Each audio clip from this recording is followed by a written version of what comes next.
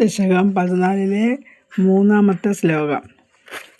ഗരുഡോപരി കാളമേഘകമ്രം വിലസത്കേളി സരോജപാണിപദ്മം ഹസിതോല്ലസിതാനനം വിഭോത്വം പപുരാവിഷ്കുരുഷേ സ്മ കർദ്ദമായ. അപ്പം കഴിഞ്ഞ ശ്ലോകത്തിൽ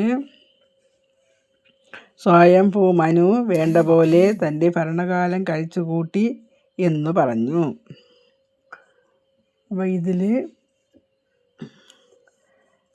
കപില അവതാരത്തിന് വേണ്ടിയുള്ളതാണ് ഇനിയുള്ളത്. ഗരുഡോപരി ഗരുഡൻ്റെ മുകളിൽ ഇരുന്നാണ് ഭഗവാൻ പ്രത്യക്ഷപ്പെട്ടത്. അതാണ് പറയുന്നത്. ഗരുഡോപരി ഗരുഡൻ്റെ മുകളിൽ കാളമേഘകമ്രം കാർമേഘം പോലെ ശോഭിക്കുന്ന ശരീരത്തോടു കൂടിയവനായി.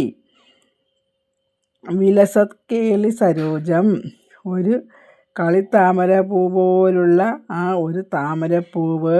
പാണിപദ്മം താമരപ്പൂ പോലുള്ള കയ്യിൽ ശോഭിക്കുന്ന കളിത്താമരയോട് കൂടിയ താമരപ്പൂവുകളുടെ കയ്യിൽ ശോഭിക്കുന്ന കളിത്താമരയും കയ്യിൽ പിടിച്ച് ഹസിത ഉല്ലാസിതാനനം പുഞ്ചിരി കൊണ്ട് ശോഭിക്കുന്ന മുഖത്തോടു കൂടിയവനും.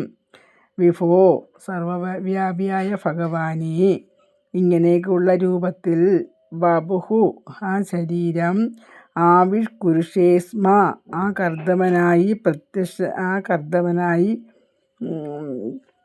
കർദ്ദവൻ്റെ മുമ്പിൽ പ്രത്യക്ഷപ്പെട്ടു. ഏത് രൂപത്തിൽ നമ്മൾ ധ്യാനിക്കുന്നുവോ ആ രൂപത്തിൽ പ്രത്യക്ഷപ്പെടും എന്നാണ് പറയുന്നത്.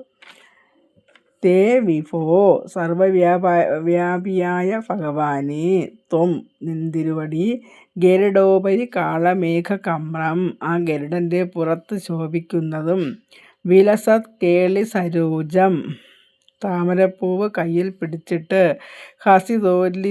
ഉല്ലസിതാനനം ചിരി കൊണ്ടു ശോഭിക്കുന്ന മുഖത്തോടു കൂടിയതും വപുരവിഷ്കുരുഷേ ആ രൂപം കർദ്ദവൻ്റെ മുൻപിൽ പ്രത്യക്ഷപ്പെട്ടു.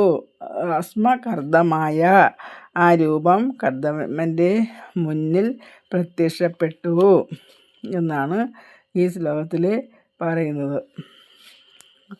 അപ്പം ഈ കയ്യിൽ താമരപ്പൂവും പിടിച്ച് കാർമുകിൽ വർണ്ണൻ്റെ ഭംഗിയോട് കൂടിയുള്ള മനോഹരമായി ശോഭിക്കുന്ന ആ ഭഗവാൻ ഗരുഡൻ്റെ പുറത്ത് വന്ന് ആ കർദ്ദമൻ്റെ മുന്നിൽ പ്രത്യക്ഷപ്പെട്ടു എന്നാണ് ഈ ശ്ലോകത്തിൽ പറയുന്നത്. ശ്ലോകം ഒന്നുകൂടെ വായിക്കാം. ഗരുഡോപരി കാളമേഘകമ്രം വിലസത്കേളി സരോജപാണിപദ്മം ഹസിതോല്ലസിതാനനം വിഭോത്വം വപുരാവിഷ്കുരുഷേ സ്മ കർദ്ദമായ. ഹരി ഓം.